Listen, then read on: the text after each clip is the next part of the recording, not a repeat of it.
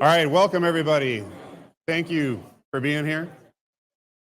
And we're gonna get this thing kicked off if everybody can settle down. Everybody's so excited. What did you guys feed these people? Yeah. Everybody, should we do the clap thing? Yeah. All right, welcome. Thank you everybody for being here. Really appreciate it. This is the second conversation in our AI series. And tech guys, we good? We're good. So this is the second one of these we've had. The first one, we focused on AI and whether the pacing element was humans, was it technology, was it economics? It was a really interesting conversation. And during that conversation, we actually had our featured speaker, Dr. Wayne Crawford, who's in the back here, who's going to be speaking to us tonight. And one of the topics that came up was AI in education. So we had some students in the audience, and it was a really interesting topic. There was some back and forth in the Q&A. And so we decided, let's do another one of these, and let's focus on AI in education and how that relates to the business world. And this is going to be something that we continue to do every quarter. We have these AI conversations. Here at Method360, we do a lot of AI work, and we do really fun and cool stuff. But like most of you, we recognize that there's so much going on, it's impossible to keep up. And so having these conversations is incredibly valuable. So thank you for being here. And with that, I'd like to introduce our featured speaker, Dr. Wayne Crawford. Again, I've had the pleasure of speaking with Wayne on a number of topics as we prepared for this and after the last event. It's always interesting, and I'm really excited for him to share some of his insights and what he's doing in the classroom as we speak with AI. Wayne? All right. Thanks, Greg. And just thank you to the team at Method for putting this together. Really appreciate the invitation to be here, and thank you all for coming. Look forward to talking about AI in education, talking about the parallels related to the workforce and training and development at work. I think there's a lot going on in this space. It's hard to keep up with, and educational leaders have a lot in front of them as they kind of decide how do we integrate this new tool. So are we good on slides? So I'll give you a little bit about my background. I did a PhD in organizational behavior. So I've always been in a business school. I've spent probably 10 years on the tenure track role, doing my PhD, and then going into tenure track roles, doing research and teaching. Spent some years at New Mexico State University, spent a few years at University of Texas at Arlington, right down the road. And then I left academics, went into industry, spent a few years at Amazon doing data science for them, working in the area of employee safety, so applying statistical models to data related to employee safety and trying to answer interesting questions about employees in warehouse context. So, and then this January, I had an opportunity to join SMU's Cox School of Business.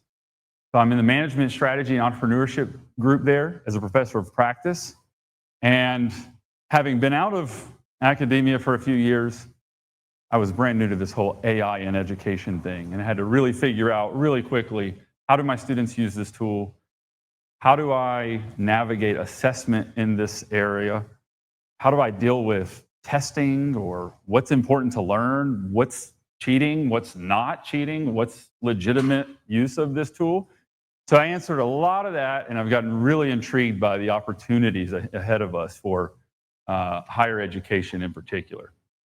So looking forward to talking, and thanks for putting this on, and thanks for having me here. So the short of it is AI is everywhere in education. So the statistics are something like 90%. My guess is that's undershooting it. I'll tell you, my approach to the classroom is that every student has it open at all times. Every assignment goes into it. Your homeworks go into it. Your PowerPoints go into it. Everything that you share gets shared with these tools. That's my approach. Now, is that true? It's probably not. It's probably a little dramatic. But I think that's a good way to approach this time in higher education.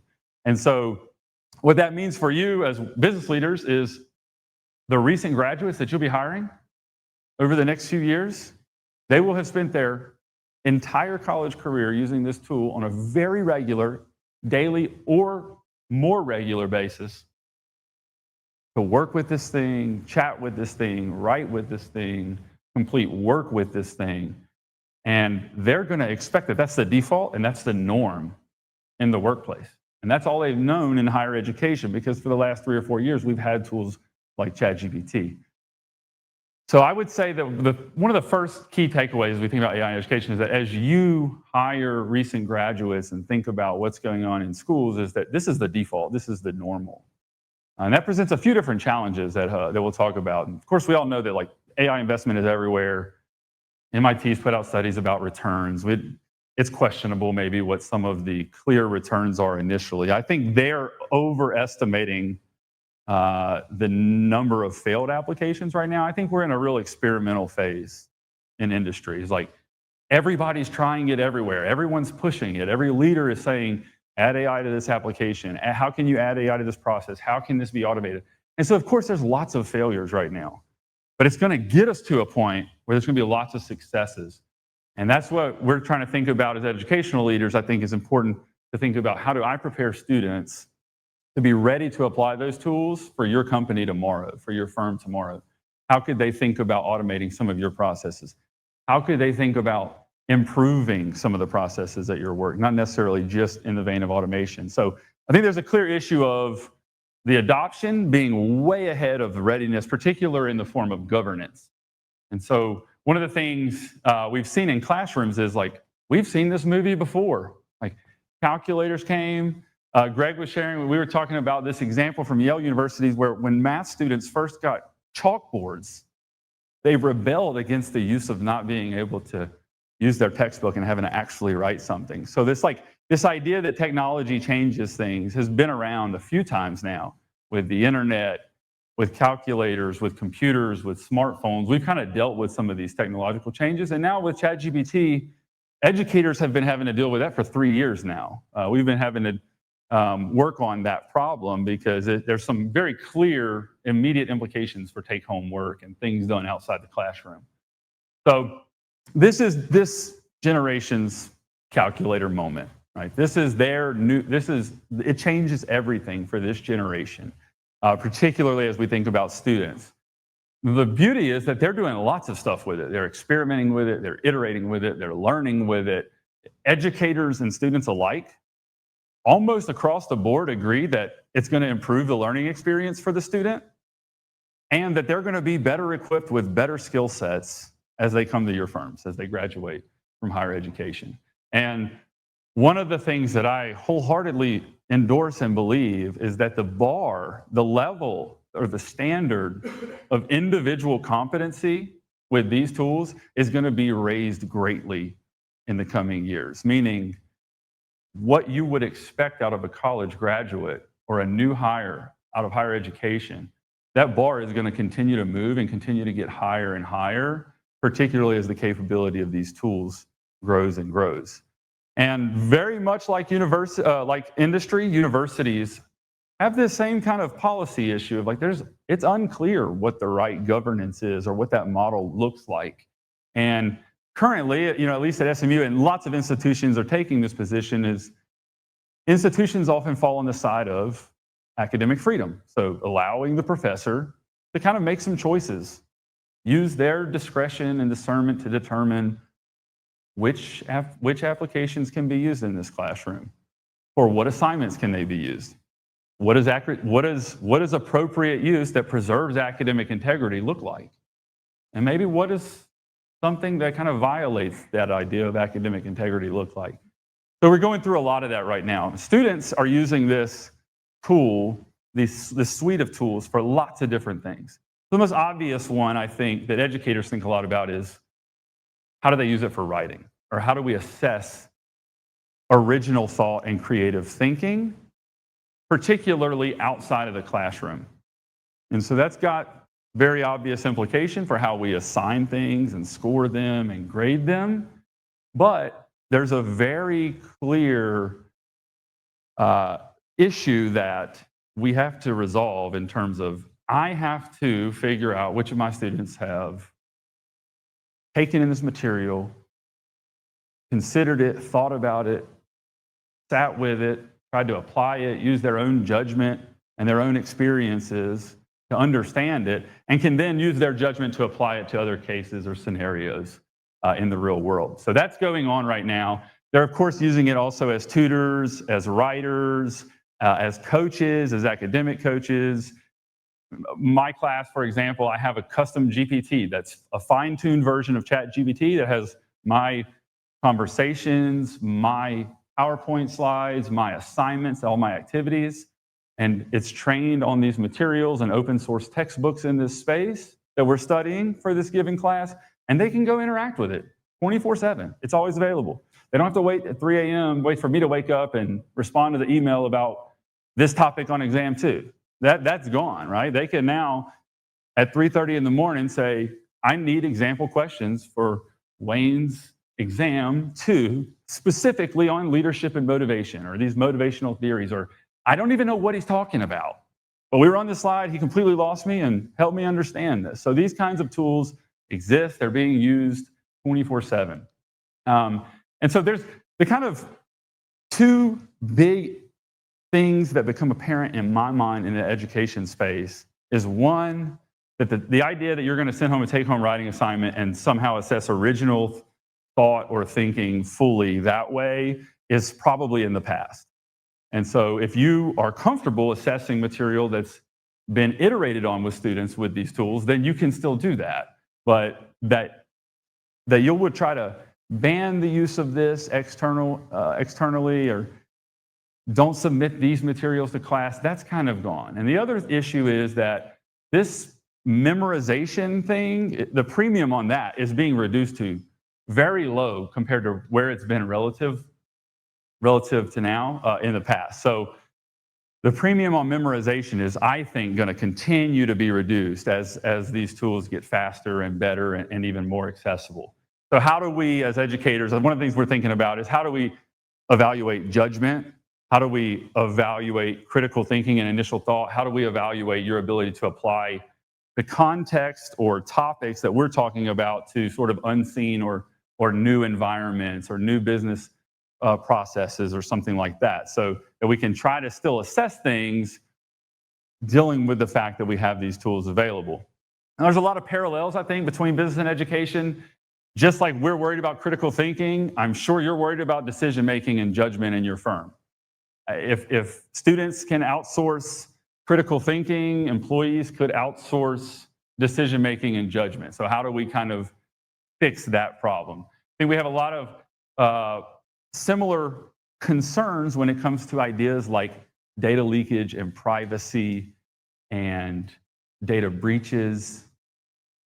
We call it academic integrity, you call it data compliance, right? And so while we're really worried about this critical thinking and preserving academic integrity, it's not that far off of what you're worried about in terms of, did someone just submit this confidential document even though we told them not to, and now they're iterating on this doc with a free version of ChatGPT, and it's now on OpenAI servers who say they're not going to look at it, right? And so we have this issue, very similar issues across both education and business. And then there's a whole, beyond the scope of this, but there's some conversations about equality and access, I think longer term conversations to have about that. But very similarly, we have a lot of missing policy and a lack of sort of universal policy and universal guidance for both employees and students. And they kind of are both going through that, I think. There's cases where we're already seeing litigation on this of some of these companies listed here that are either have settled or are in current litigation around the use of AI to automate business processes. So unfortunately, without clear guidance, we're leaving it up to ICs, to individual contributors and their teams and team managers who are probably not data experts on average and probably don't think a lot about data privacy and privacy laws and employment laws and things like the Fair Housing Act or the Fair Credit Reporting Act or the Civil Rights Act, right? They don't think about some of these things. They don't think about Title VII necessarily. And so it shouldn't be on them to think about that. So one of the things we'll talk about in just a moment is we should be providing guidance. We have to find a way to provide guidance and provide some illustrative use cases for employees and their teams. Now, that's kind of the negative. That's kind of the, we should be watching out for these things. There's also a lot of really positive things happen, particularly with respect to learning. It's largely what ChatGPT is used for, based on OpenAI's statistics on use cases. The largest use case is probably educational or learning content for both employees and students, of course. So I think there's this really interesting thing happening where experimentation and iteration and learning is now going to happen faster than ever and more than it's ever happened historically. And your traditionally trained skill set is no longer going to define your capabilities fully. So in our business school, for example, we have students who want to build MVPs and prototype on products and see business problems and then want to go solve them. Historically, they would have needed to reach out to the engineering groups. They would have needed to find an app developer. They would have needed to find someone who knows HTML and CSS to build a website for them, someone who knows SEO to market themselves. And now they can solve all those problems themselves. So we can have these teams of students who maybe haven't been traditionally trained in coding, and they can now build, and they don't have these barriers to building and delivering value. So it's still not the end-all be-all, of course. So LLMs, right? They're not fine-tuned on the future. They don't know what's going to happen in your use case. They don't know what's going to happen when you deploy that product or when you deploy that to your customers, or that process goes live and your customers don't like it. And you have all this negative feedback, or you launch something for employees and they don't like it and they despise it or they feel left out. So you still have to figure this out, right? AI can automate the task, lots of these repetitive tasks, but it can't automate your judgment and your wisdom. And same thing is true for your employees and my students, right? It's like we have to find ways to make sure that that creative thinking piece and that original contribution is still being deployed in collaboration with these AI tools. So I think we're at this interesting juncture where it really makes a lot of sense. I'm a little biased here, but I think it really makes a lot of sense for universities to be collaborating with all of you more closely than they've ever done before. And I don't think that necessarily only looks like internships like we've traditionally done, or networking events and things like that. But there's examples where I think students today can come into your firm and look at your processes and try to find ways to creatively apply AI, because they've been using these tools for years now. And they've been using it as kind of a default in a lot of cases. A sort of first initial reaction is oftentimes, well, like, what would ChatGPT say to that? And so this idea that they can, idea generation, go through this idea generation process with ChatGPT is very normal. And so how can they apply that into your firm? How can they come maybe do some sort of class where we introduce them to your firm and your processes, let them observe it, and then let them help you. And maybe they come up with some really good ideas they can solve some problems that your current employees hadn't had time to automate or hadn't had time to really take a hard look at. But I think we kind of have some similar problems. We need to build AI literacy. We need to rethink training and assessment. I think we need to rethink evaluation, which we'll talk about in just a moment. And we need to manage and kind of govern this stuff too. So these are kind of some takeaways. We've got essentially 5 lessons that I'll leave you with, and then look forward to kind of answering questions and talking about this and engaging with our panel as well. So we'll kind of go through each of these slide by slide. But first lesson that I would tell you to be thinking about or try to index on is give people the tools and give them the rules. So give them the tools that you think are most valuable. We're about to see, in my opinion, a massive tool proliferation, particularly on the software as a service market. So you're going to see 15 different versions of Workday that are going to pop up in the next 6 months. You're going to see 15 different versions of your CRM and it's like, well, which one should we use? That's for you to decide as a leader. And I think whichever we decide, once we've identified those tools, one of the keys would be to give your employees the tools and then just make sure that they understand the rules. What are the above board use cases? What are the use cases that seem to make a lot of sense for automation? And where are the places where we definitely want to keep the human in this? If it's external and it's touching customers, or if it's a process that's touching applicants where we have these employment laws in place, maybe in those cases we say there always has to be humans involved. Nothing can ever be fully automated or be deployed without human review, or no decision can be made. I think that's the first big one, is that define what it looks like, define what responsible use of these tools looks like, and then come up with some very explicit use cases. And I would encourage you to even think role by role use cases for where AI would make sense. What should Greg be automating? What should Bryson be automating? What should Connie be automating in their different respective roles? And what are the things in each of those roles that we absolutely do not want to fully automate or try to fully deploy AI for? That's the first one. The second one is I would encourage you to experiment. I would encourage you to let your people experiment, let all of your employees experiment, regardless of their role, regardless of their technical background. You may provide some training on how to use these tools and introduce them to it, and then just encourage them and give them the safe space to do that. I think that you will benefit greatly by the people who know the processes and who are in those processes every day when they're given the right tools and the ability to safely experiment. And you can do this through sandboxes, sandbox environments. I would encourage you to work with third-party or vendor partners. Tell them we need synthetic data. We need fake data to use this. We want to figure out how to automate this. We want to figure out how to use AI to improve our decision-making in this space. But we want to do it carefully and in a controlled way and get to a proof of concept before we ever deploy anything live. So the second piece I would just say, encourage experimentation. And then I would say there's a big trust factor here. So your teams will be very unlikely to use the tools that they don't trust, and particularly if they think they may be automating themselves out of work. So I would encourage you to have candid and transparent conversations about trust and what these tools can and should be used for. What are the ethical ways to use the tools?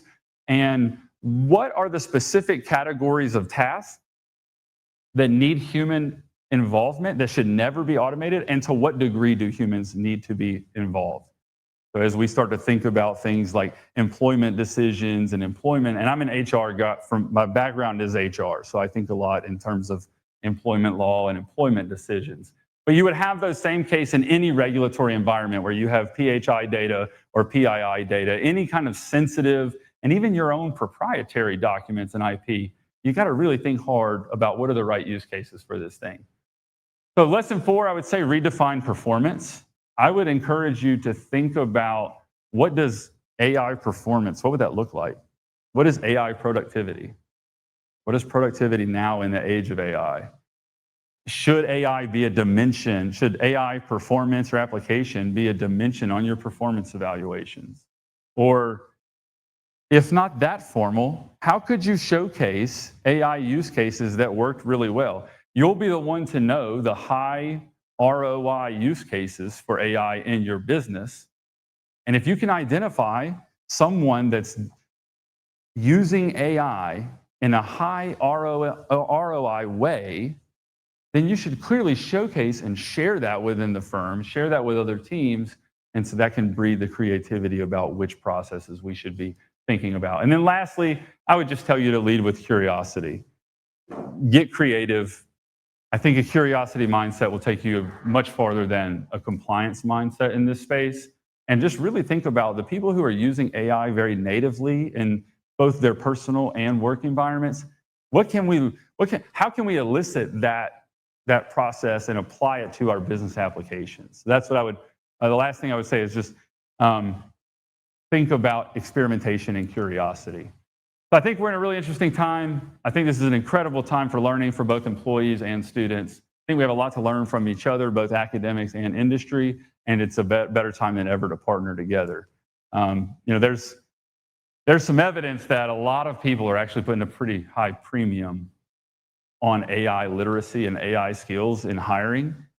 And I think it's the right time for us to train them, and I hopefully can help build some partnerships with industry in my current role as we think about how to both train our students and improve your firm's processes. So thank you for being here. Look forward to the discussion.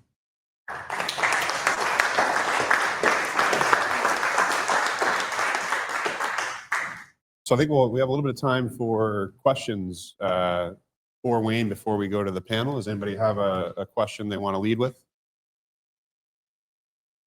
Yeah, it is.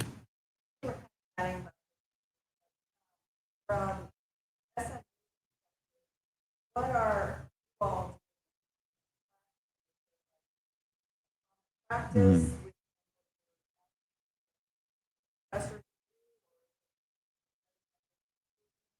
Yeah.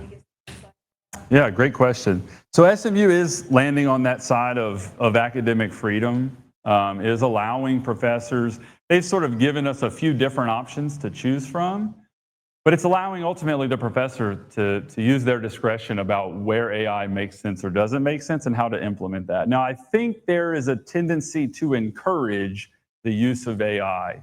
Personally, I don't think banning AI use is the strategy a professor should be following in most cases. You know, there may be some edge cases, but in general, particularly like in the business school, I think students will be using these tools when they come to your firms. And I don't think there's a bunch of value in not allowing them to use tools that will prepare them for the workforce. So there's a lot of variation. So I will say the school gives a lot of freedom, but there's a lot of variation in terms of professor to professor, the level of AI adoption, the level of AI integration or allowance. Like I said, a lot of us have been building our own GPTs that are just fine-tuned on our own content and try to really improve the student experience and trying to figure out how can we use the tools that are available to improve their experience as a student.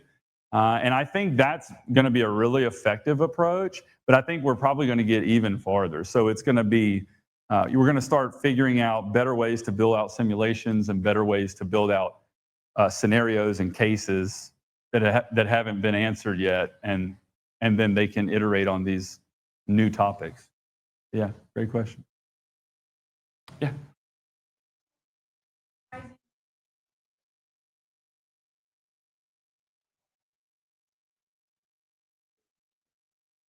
Yes, so the question was, what's the kind of most inventive or surprising way? And Aaron and Tommy and I were talking about this on the podcast. I'll let Bryson kind of talk some. Bryson's one of our students from SMU.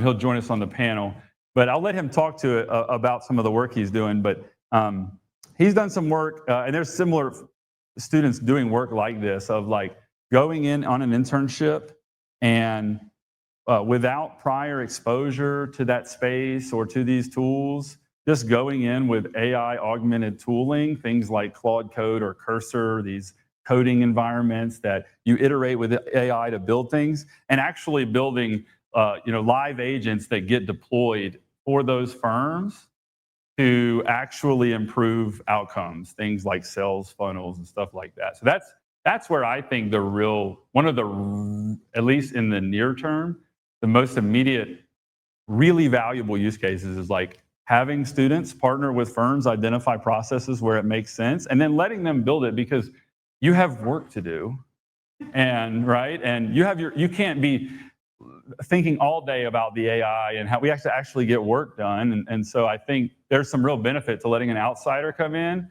who maybe hasn't been exposed to this and come up with some creative solution, and maybe you'll shoot it down for some reason or another. Could be regulatory, could be this isn't feasible, could be I don't think this is ethical. But I think kind of that integration of the students into a real firm's environment and allowing them to actually build something and get creative is probably the most impressive I've seen, and I think will be a really impressive for the future. Yeah, I've actually got one. When it comes to, I've got one. When it comes to actual student outcomes in your class, have you started to see a difference in the speed at which students are grasping the material and like gaining the knowledge from, let's say, 3 years ago in the beginnings of AI to now, are you actually starting to see an actual learning speed increase or quality increase? Yeah, I think, I'll tell you, I've seen just personally some of the most insightful discussions and questions inside the classroom that I've ever been exposed to. Now, there's, I've only been here since January, so we'll see how that progresses over time. And then I spent a few years outside of academia prior to joining SMU. So when chatbots and GPTs first came out, I wasn't exposed to that. So I only have since January, but I think I've seen some of the most insightful discussions and even live discussions where I encourage students, it's hard in the classroom to gain the content knowledge quickly to have live discussions on a new topic.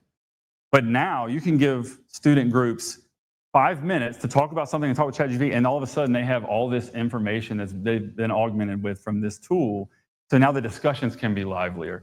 And they're like, oh, wait, this industry typical turnover is this. So these numbers don't look so bad. We thought these were really high. But if we ask ChatGPT and we see, hey, industry turnover in this vertical is way higher than that. Oh, now we've changed our. So they do this kind of iterative live discussion with these tools. And I think it really is improving how quickly things can be learned in the classroom. And it frees up time for the more in-depth discussions. And like now we can get in-depth really fast compared to what we, having to kind of go over and explain all of those things previously. Yeah. Yeah.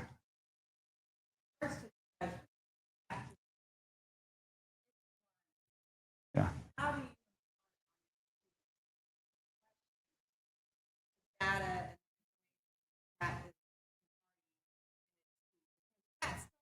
Test, that's right. Yeah. Yeah. So the question, in case you couldn't hear, was just how do we make sure students question what they get out of these tools? That's one of the first things I tell them when we open up our chat, our fine-tuned GPT for our course. I say, you should be skeptical of this thing. If it doesn't sound right, it's probably not right. And this thing will just encourage you with what you want to hear. A lot of times, we talk a lot about in my classes.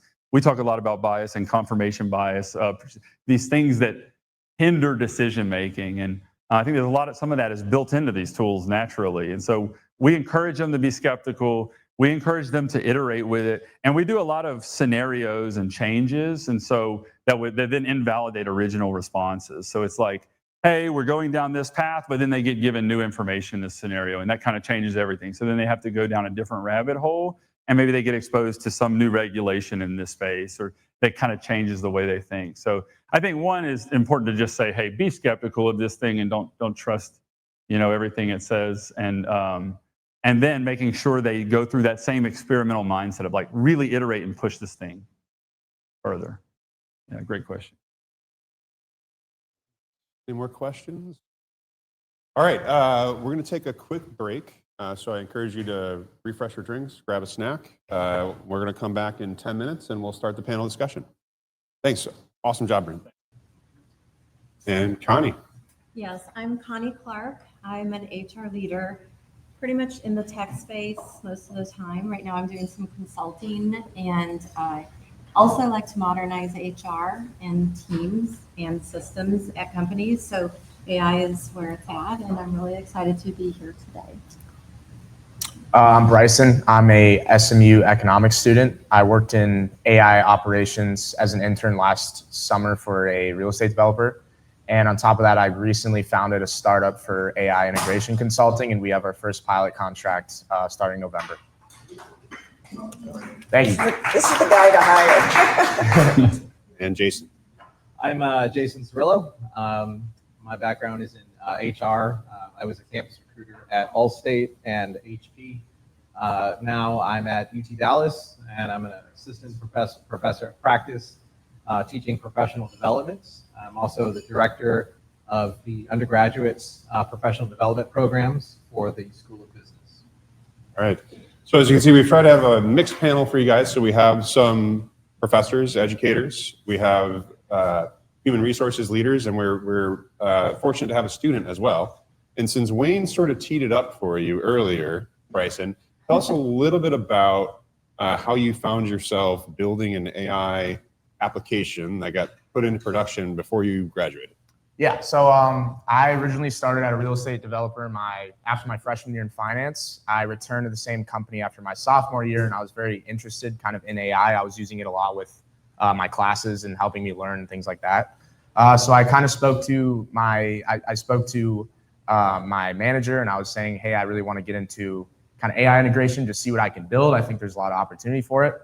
And he gave me a task to research our sales funnel because it needed a lot of work. And I used AI to research sales psychology, automations, how we can kind of just automate, leads coming in to actually booking appointments and, living in our homes. So eventually I built a chat system that texts new leads. It books them appointments, leads them through kind of our qualification uploads all that data to our CRM, sends out follow-up emails, assigns them to agents, all these different things.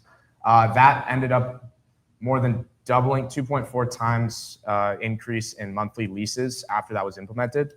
So from there, I kind of realized the impact that these tools have, having no experience going into that company.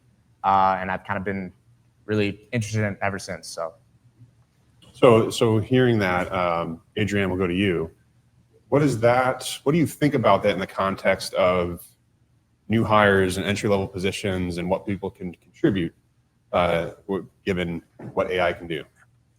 Well, I think, let's just start about new hires or new grads.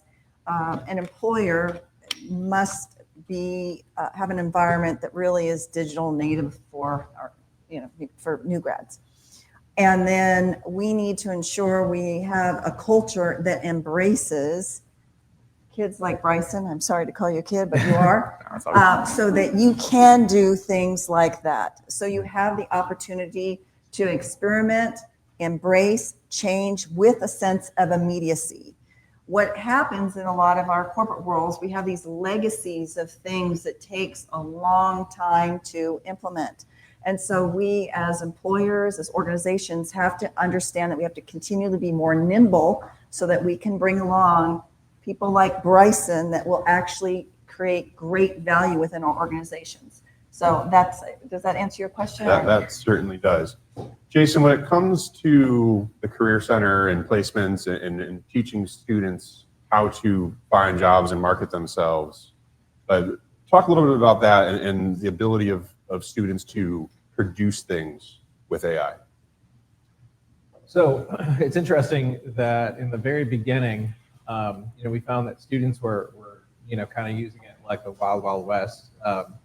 Things like, TikTok and social media were showing them like the latest and greatest tools to use. And as a university, we were still trying to catch up and figure things out after, kind of laying out policy and, helping them, guide them along. We've really discovered that they enjoy exploring with it. And if they're given a little bit of, push in the right direction, as an example, in the undergraduate professional development class that I developed, we use AI in every single class. So when we create something simple like a resume, we teach them why it's important, what makes a good resume. But then, we'll teach them how to use AI to improve that and use it for structure and inspiration, but never, copy paste, right? So being able to produce things like elevator pitches and networking messages and things like that, helping them understand like what that's even supposed to look like in the first place. That's how we're using it. Connie, first, your mic, if you just double check that it's on for me. Okay, you're good. In the age of LLM generated resumes, right? They're all going to be pretty good. They're going to look pretty similar. What does that mean for hiring practices? I think you're going to really need to see the quality of work in the interview. You might ask somebody to demonstrate their skills and then really dig further into the answers in person. Come to the office if you can, fly them in if you can, because all the answers are there and you can have all the answers in front of you. I think resumes are going to be really hard, just leaning on resumes. And that's why references are so important. People want referrals and somebody that can speak to their work. Do we think, so similar to what Wayne talked about earlier in in-person assessments and verbal tests, does that mean we're going to see more in-person interviews and a lot less automation in that process? Or how do we think that's going to go? I actually think, so first thing, I do think resumes are kind of yesterday's news. That, from my perspective, that's the last thing we look at, really. Certainly, and I know a lot of the youngers don't necessarily like LinkedIn, but that tends to be the go-to place for us. Although I do have to say, as a side note, just recently recruited an executive for our company, and I found him through chat. But With that being said, I then went to his LinkedIn profile. So as Connie was saying, I don't know if initially in person, because can be very expensive, and a lot of our companies are global with broad reaches. But there will be very tactical interviewing questions and processes to pull out that experience. So it's not going to be a check the box, I've done, I have this. It will be understanding the projects, things. I also expect that we'll see more, rather than resumes, examples of your work. Where is your website, or the things that you've actually created, and then you talk through how you created it. So that's how I see, and I think it's evolved very quickly. At our organization, we are AI forward. Every salesperson, nearly every job has an AI forward portion of the interview. Understand, it doesn't matter what tools you're using, but what tools are you using? How are you using them? And then even understanding at Team Telium, how would you, for example, Telium, compare us to a competitor, but in real time?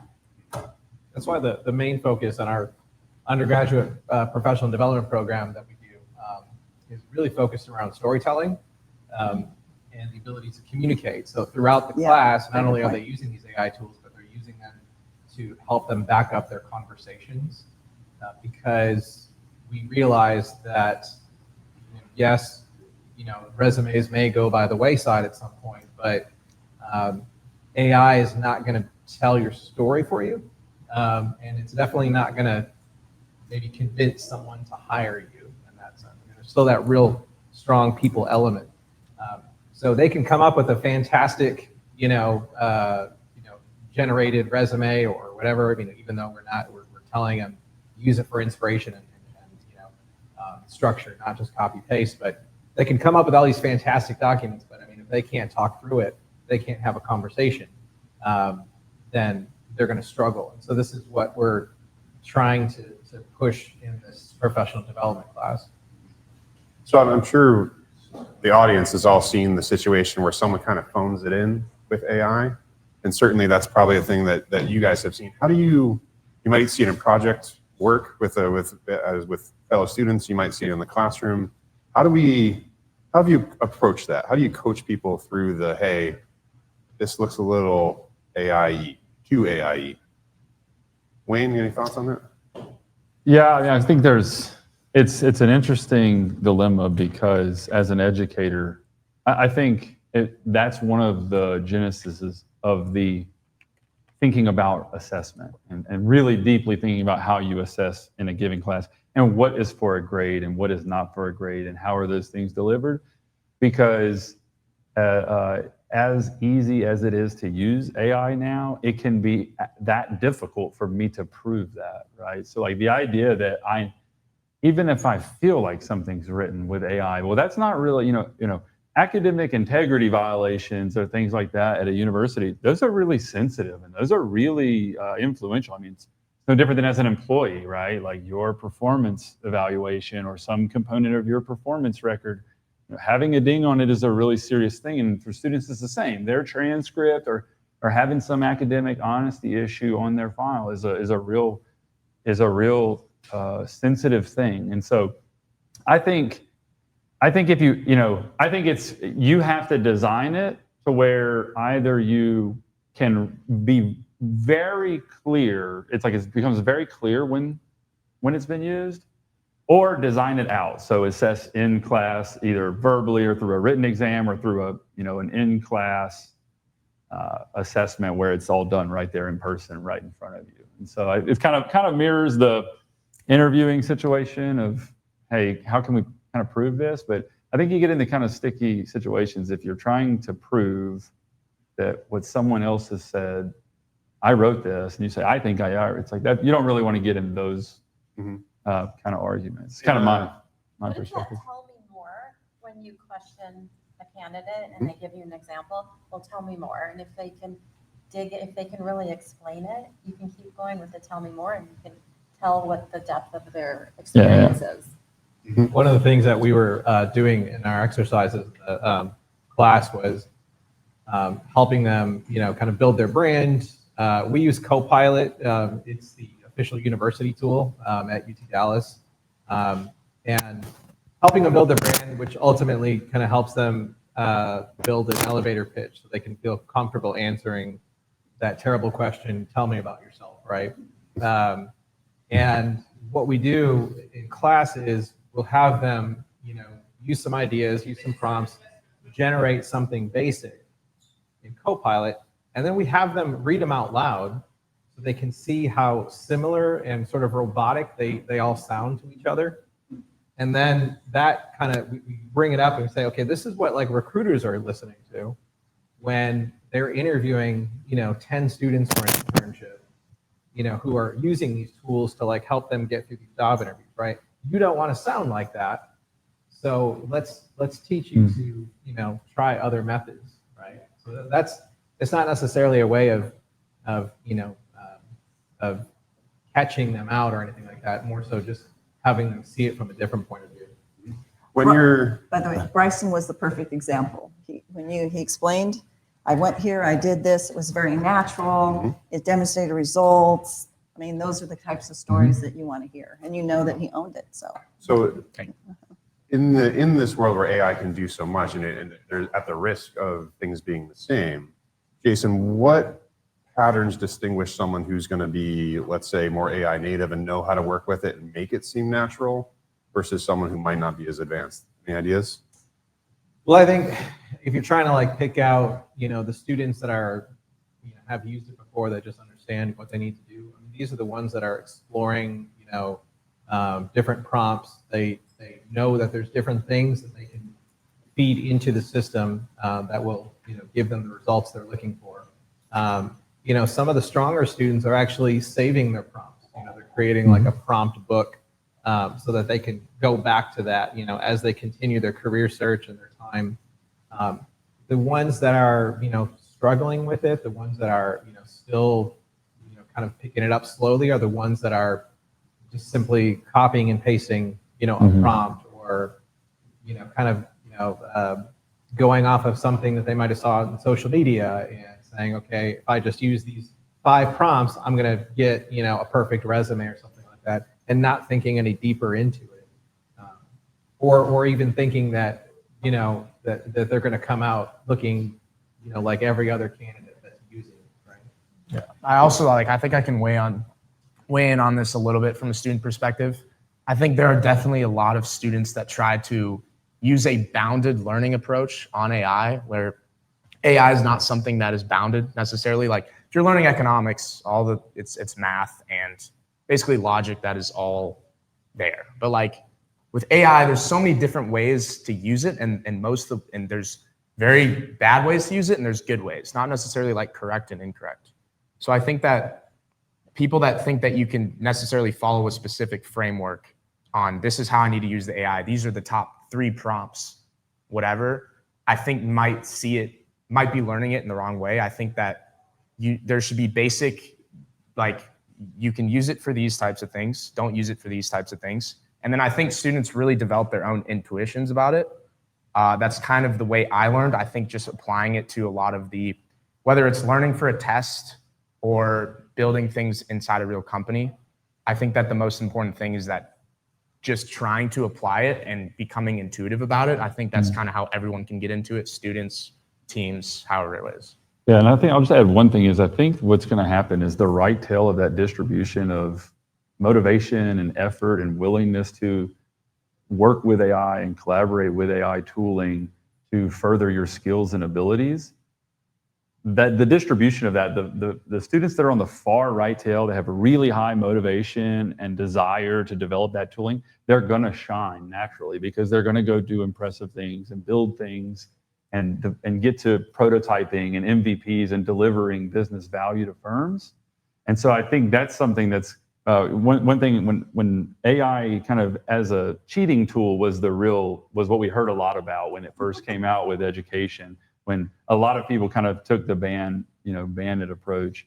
Well, if you try to ban it or you try to catch it, like you're typically probably going to catch people who weren't using it very smartly. So if I give you a case in an MBA class and you evaluate it, you submit it, get a response, and it might not even spit the right names out. Like it might not even spit the right company or company problems that were involved in that case. And so then it becomes apparent, to your question about like, how do you kind of identify this thing? Well, then it becomes apparent that something happened here. But the people who are really using it wisely and smartly to further their skills, that they're going to catch those problems, right? They're not going to copy and paste output. So I think there's going to be this right-tailed distribution of motivation and effort that really shines and stands out in this stage. From what you guys are saying, in my own experience as well, it sounds like curiosity is like a key component, and maybe a little bit of risk taking. And of course, we have to balance that against a lot of the ethical concerns and those types of things. So how do you address integrity and oversight, but try to also foster a little bit of that curiosity and risk taking? I'd like to start with something first and then add on to that. So obviously we were talking about college students and bringing them along, but we also have multiple generations that we also have to educate and bring along and have them become, AI and digital like native very quickly. So when you talk about like curiosity and things, is really instilling within your culture that sense of curiosity or continuous innovation. And one of the things that we find, most people learn by example. So sharing examples and cascading those throughout the organization. So one things that we've done at Telium, we had agent contests, and we put it out. We put a nice bounty on them, up to $5,000. Do an agent, share those, and then some of them are truly remarkable agents, and from people that you would never expect to do that. It's like they saw no boundary and they came up with really remarkable ideas. And then what we're doing with those is we're cascading those ideas so that we can create adoption, not only to use those agents, but for people to kind of come up with new and innovative ideas. I'll give you an example. Even in the HR team, I gave an HR team, like, let's come up with something really cool. Some of you might be familiar with the DISC model, which is a behavior model. Well, everyone in our company has done DISC. So what we did is we created a simple agent that said, I'm going to have a conversation with Greg. It's going to be a tough conversation. How do I approach him? It throws your DISC model, my DISC model, all our prior conversations, and it will then say, based on your provocations and based on your DISC model, that's how you should approach him. But when we're talking about I think the question was about inspiring innovation. Yeah, how do you balance the idea that you want to reduce risk but inspire curiosity? Okay, so I think we're in the age of risk. So like you went to that company, I think they just said the risk is worth it, just do something, make it happen. Yeah. I mean, like there was no boundaries, right? It was I will say that I got fairly lucky, not lucky. I think I did decently well enough that I was trusted during my first internship with them. But yeah, he kind of was like, fix sales, do your own research, use those tools, and like build something. So, and they probably didn't ask you what tools, just go do it. Yeah, not really. Not really, right? So that's why I'm saying that's how right now I think we're in that environment. I think you're probably seeing education, like everyone, we're at that early stage of like, let's just go for it. Now, the compliance information, the whole world is starting to catch up. The EU has an AI ruling act. Will have significant implications just to how we recruit and work with employees, et cetera. And there will be some of these things catching up. But then on the side note, it's scary too. Like companies like Telium, we deal with data, we have to be HIPAA compliant, GDPR compliant. So reinforcing to people not do dumb stuff. But by the way, we're all dumb people and we do dumb stuff. So it's just, I think we're kind of going along, like we're on the train, going down that train track, and we're building those compliance and regulatory tracks along the way. Yeah. And I think just to add to that idea of like, I think there's some tools that you'll see come out, and they'll probably again proliferate in this area as well. We were talking a little bit before about this idea of obfuscation. I think there's a real market for kind of building a layer of obfuscation tool that sits between you and your LLM tooling. And so that way, if Greg does submit anything with all that confidential data and all that PHI and that PII data in it that he shouldn't have, this thing catches it, obfuscates it, sends it away, and when it comes back, it can deobfuscate it. So essentially, right, we can scramble all the PII and sensitive stuff and still use it in the LLM, but it's using it in a scrambled way it can't actually tie it to individual records, and then come back to Greg in the form he wants it in, which is, I need to be able to know who these records are about or whatever. So I think there's an interesting application. I think that would allow people to really try more, use it Yeah. more, because I think they're so afraid of making a mistake. Making a mistake, yeah. Yeah, and to add on just a little bit about the risk reduction things, when I went into what I built specifically was more of an external system. It wasn't pulling any of our own data. It was only adding data. So I think what people tend to, AI is such a powerful thing that I think people see it and say, there are so many capabilities with this. I want to apply it literally everywhere, and they don't really know where to start.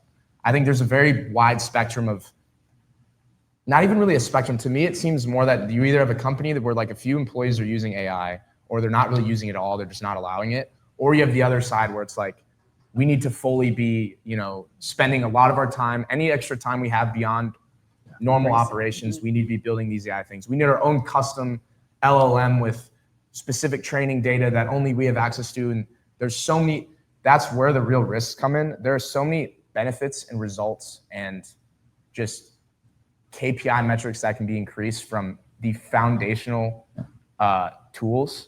Just getting everyone on a Teams plan, not throwing all of your super sensitive data in there, building basic automations to speed up processes.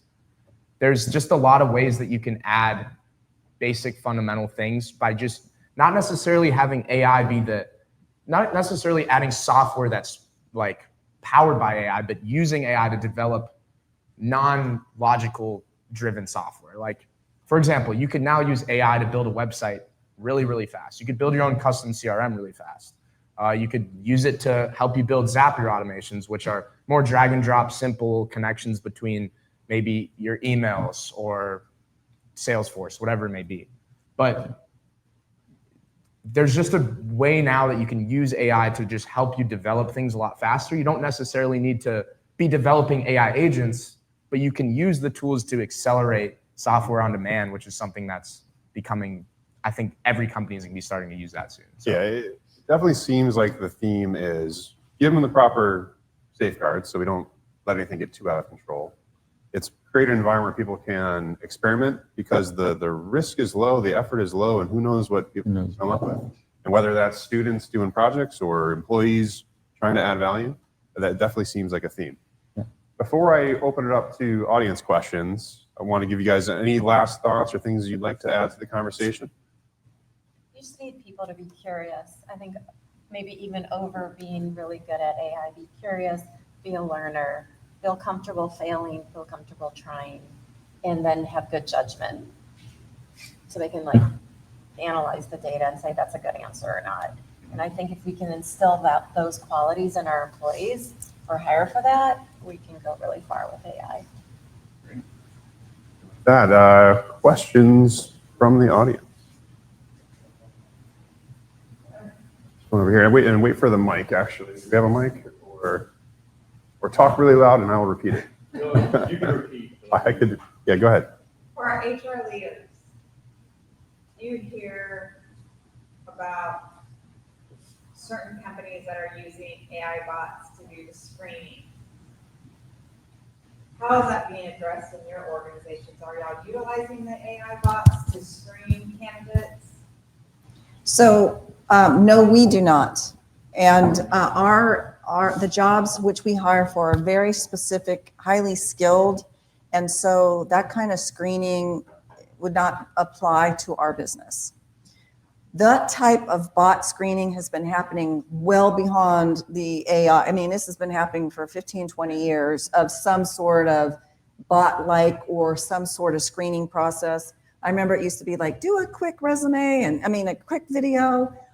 So companies that have massive hiring, like let's say in Amazon, I'm just using them as an example, I don't know, that they will use something to help decipher through if you can imagine the thousands and thousands of applications, it's a way to help decipher through that mass input. Is that right? Is it wrong? The EU is basically saying you can't do a lot of that, but it is just one of many tools recruiters have been using for, I mean, you've been HR, I mean, you've got to find a way to kind of get through that slog of applications. And then I'm working with a construction firm, and we do have very similar roles that we hire multiples of, but we're still having the screening by a recruiter, and then we're going deeper with a hiring manager, and then a team interview, and we have the standard interview guides. So you're asking everybody the same question. I think there are nuances when you talk to people, and I think that's something we can't stop is communication and collaboration.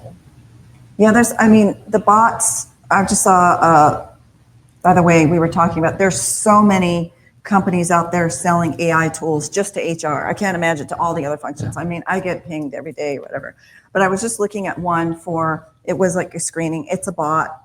It feels realistic. You're like talking to someone, like Bryson might be talking to someone who's asking certain questions, and it's an actual bot versus a recruiter. It was pretty darn impressive. But by the way, just about every company you call in today, you don't realize on that service call, most likely you're talking to a bot now. It's quite remarkable how advanced they've become. But I would say for like higher level roles, I talk to candidates and they get really offended by talking to a bot. And so if you're looking for a managerial or an executive role, you won't go through that process. You'll just say, I don't want to be part of that. You'll self-select out. And this ties into high ticket sales too on that side. I think that a lot of people, so the reason my bot system works is because we get a lot of leads that come through, and we want our agents to be focused on higher quality leads, know more about them, and not have to spend a lot of time kind of gauging these new leads they know nothing about. But obviously, if we're selling, if I'm a franchise company and I'm looking for people that want to franchise 4 restaurants, I'm not putting them through an AI. I might have 10, depending on the size of my company, probably like 10 leads a week or something, not even. Like that is where kind of some people I think overly utilize. They're like, well, I can have the AI handle this part and we don't have to. You still want to be investing in that personal connection. Even in our sales funnel, we still leave the very personal aspect of someone is renting a home. They're going to be living in this home. They're going to be living in a community. They want that person there to do their contract. They still want a tour from a leasing agent. So it's kind of understanding everyone has a different sales funnel or hiring funnel, and you need to base it off of, if you have 1,000 applicants for an entry-level job coming out of college, odds are, your AIs are screening the AI work anyway. But, if you have somebody coming in for an executive operations role, you don't want to throw a bunch of AI bot stuff at them. I just want to add one real quick thing. We use a tool at UTD called Quincia, and Quincia is a system where students can upload their resume, and the AI tools within Quincia will analyze it. It won't correct it for them, but it'll teach them how to improve it. And then from there, it can set up a mock interview, which is similar to like a higher view video interview, or like an on-demand recorded interview where it just pops out questions based on the resume and they record their answers. For the resume, one thing we've discovered over the years is it scores them based on the feedback and their corrections. One thing that we've learned over the years is that eventually students just start doing whatever they can do to get a good score. Yeah. And that goes beyond the lessons of what creates a good resume. So one of the changes that I made in my second 8-week semester that's coming up here is removing the score element from our syllabus and focusing more on just improving the resume. In the end, the Quincia is just going to help them, but in the end, our team is going to go through and look at their resumes and just give them that feedback. So, the bot can help in this case, but we still want that human element to tell them what's working and what's not. So I just want to add, since you're doing the curriculum, you really need them to focus on their LinkedIn. That is absolutely a priority. We do. And one of the things we were talking about, Gen Z seems to hate LinkedIn because they feel that everybody just brags. And apparently Gen Z hates people that are, groups that just brag about themselves. But we also tell them that, during a job interview, you're kind of bragging about yourself in a way. So, I say in the first class, by the end of this, you're going to start to become a better salesperson because you have to be excited about what you're offering. You have to be excited about telling your story. And if you're not excited about your product, then no one's going to buy it. So LinkedIn is there, but again, it's still about the communication aspect of things, being able to talk through their story. So the thing, at least from a recruiting perspective, if we're looking for a candidate, we aren't searching resumes, we're searching LinkedIn. So I highly recommend to the Brysons or you, rotate on your LinkedIn. 99% of professional jobs are sourced and found through LinkedIn. Nine times out of 10, hiring managers, at least the ones that don't look at resume first, they looked at your LinkedIn first. They want to know who you're connected to, what you've been posting, what all your things say. So make sure that is absolutely tight. It's an interesting thing to use LinkedIn. I'm just thinking through how we use LinkedIn and post jobs and hire people. There's all these automations that are already in place that don't exist for just paper resumes. That's right. It's very interesting. It's a water finds the fast. Yeah. More questions? Who's got one? We can keep talking about resumes. That seems to be a topic. Maybe that's the next topic. Entirely on resume. AI and job search. AI and job search. Yeah. I actually have a question. Okay, so how do you deal with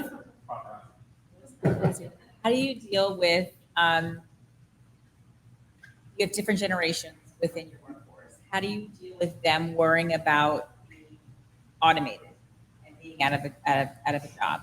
And how do you deal with people coming in and not knowing those AI tools?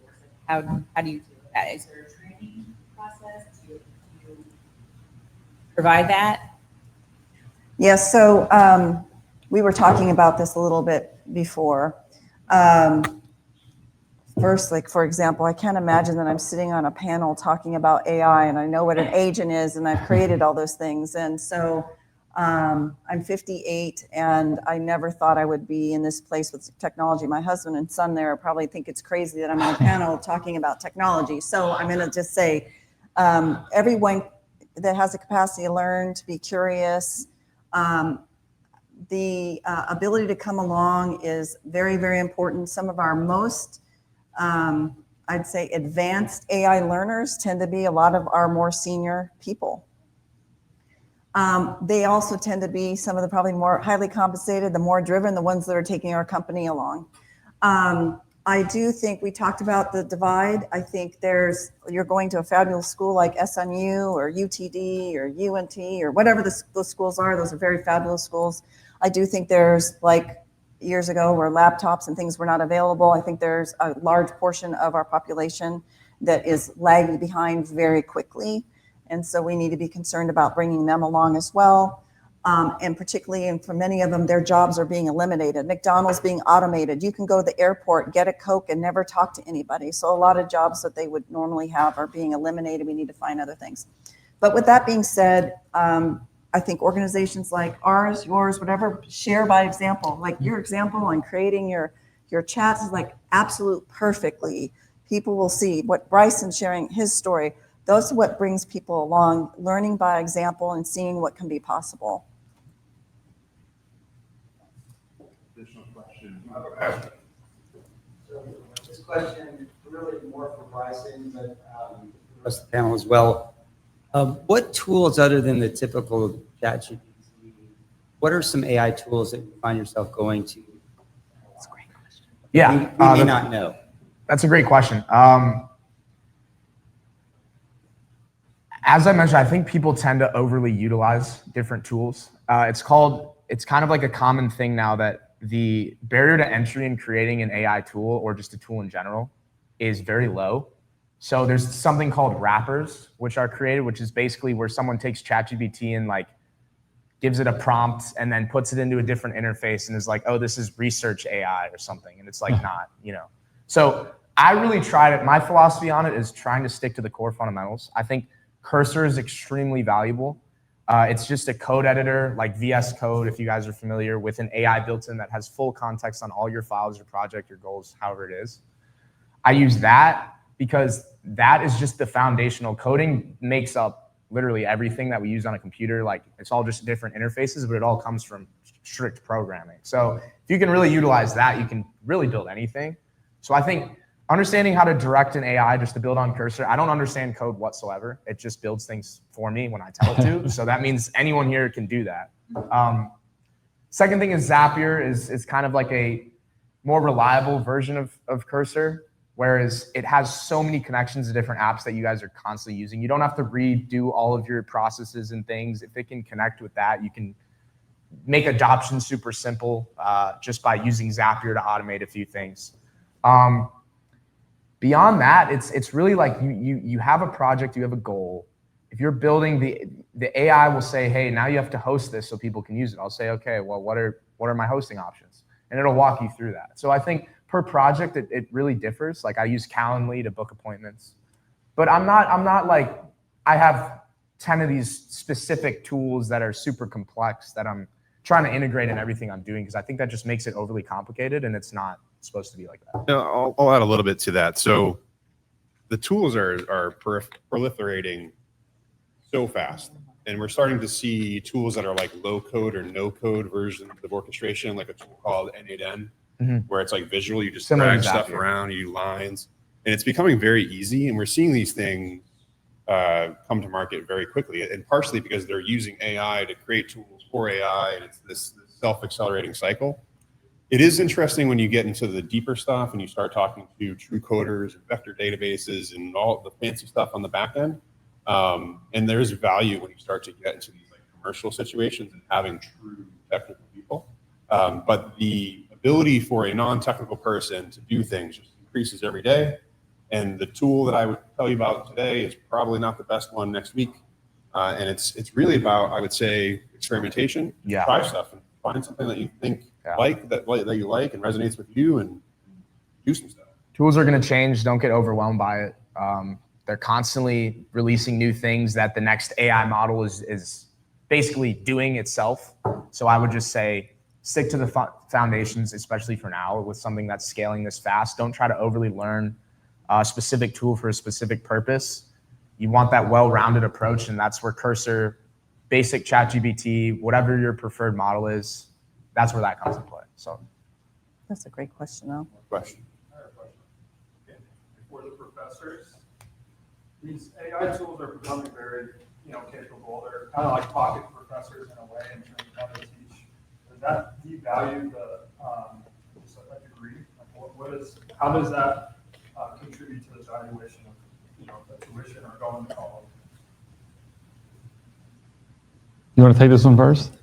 We were kind of chatting about this in the back. It was brought up that, if AI can, can help you do a 4-year degree in 3 years, help you learn faster, does that, take out the value of it? And it was also mentioned that just because you're learning something faster doesn't necessarily mean you're going to be good at it. You can spend, that's like, kind of, equating time with being good at something. Just because you're learning something faster doesn't necessarily mean you're going to be proficient at it. Yeah. That's. Yeah, and I would say, there's a lot of things I think to talk about there and unpack, but one is, I think professors still have in a lot of cases, a lot of industry knowledge and historical knowledge that improves the learning experience for student and provides the application. You've all probably worked with ChatGPT. It's like you can persuade these things one way or another. You can go down one rabbit hole or a different one. You can introduce regulatory problems in a business case, or you cannot. And it's like, it goes whichever way kind of the wind blows that you direct it, right? And so I think professors still play a pretty vital role in terms of providing the application and use cases for where it makes sense to think about automation, where does it make sense to think about AI use cases, and where it doesn't, right? It's like we're just hitting at this idea of like, you don't ever talk to how many times have you experienced that where you're like, I didn't get to talk to a person and this was the most frustrating experience I've ever had. And it's like, that's a clear example. You can apply AI and lose all of your customers potentially. So I still think there's a lot of use of value in education. Of course, I'm biased as a professor, but I think there's a ton of value.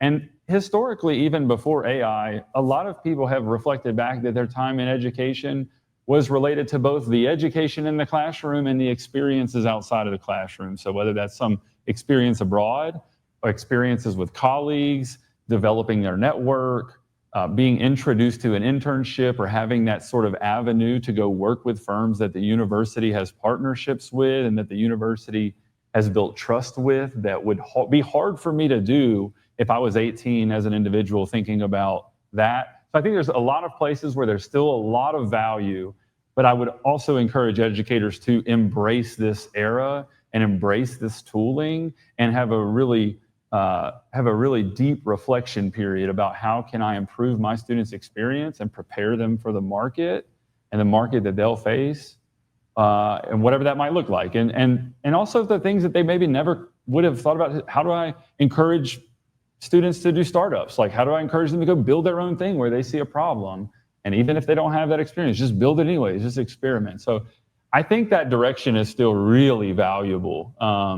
Or if I'm just thinking about how I would do it now if I was 18. It's like I still would need that direction and all of that additional benefit beyond the classroom. Yeah. If it devalues it, then send me a message on LinkedIn. Let me know if you're hiring, because I will be out of a job.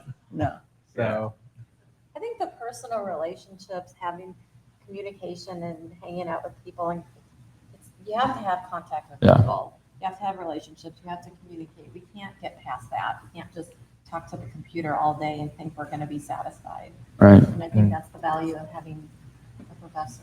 Yeah, and you would have, like, where else would you find like-minded peers interested in the same business problems or the same processes or the same app that you want to develop together and have the space to do it, right? If you're 18 and you go get a job somewhere, you're likely not going to have the space to do that innovation and do that development as well. So it's like, I think there's a lot of avenues where there's still a lot of value. Yeah, if I can weigh in too, I just think that education is going to have to undergo some sort of, all the value you guys are talking about, I totally agree. I think that there was also traditionally a strong value for knowledge from what you're getting from there, right? But I think that the value of knowledge and technical expertise inside your head is not saying it's not there, but it's declining. So I think that, back in the day, if you have a project or a homework assignment that's supposed to take an hour, and now I'm using ChatGPT, it takes me 10 minutes. It's not like, now he has less time, right? It should be, or now he has more time to do whatever he wants. It should be, okay, how do we make this project still take an hour, but applying? So everyone's capability levels are increasing. Yeah. I think that it's very important that educational institutions not only increase project capacities where it's going to take a lot longer, not longer, but more complex, and you're actually integrating AI to actually solve real problems, but also switching more towards that corporate, experience where students are applying these into real business operations, making things more efficient. And I think that's genuinely, if education goes towards that route, I think it'll be extremely valuable and still be able to be important for new people going to college. Yeah, and if I could add one thing to that is I would just say that I teach an analytics class, and I always have it. We teach in the 7-week mod, kind of like Jason describes. It's a really short, condensed period, and to a lot of traditional people that have traditionally not coded at all.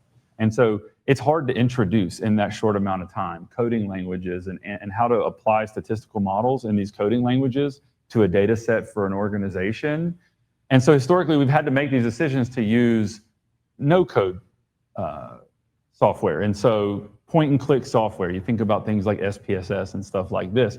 And that really detracts from the ability to run complex statistical models in a real business environment where most folks are using things like R and Python.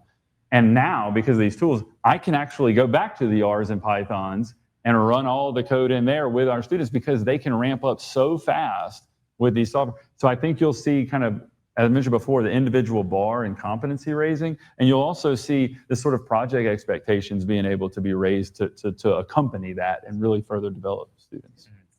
All right, so I think we can all agree that whether you are an individual who's a student or a professional, whether you're an organization or a teaching institution, learning AI and figuring out how to accelerate yourself with AI is absolutely critical to success. It's the way we're going to set ourselves apart. It's going to be how we create competitive differentiation. And I really want to thank our panel for the discussion today. I thought this was fantastic. Thank you. Appreciate it.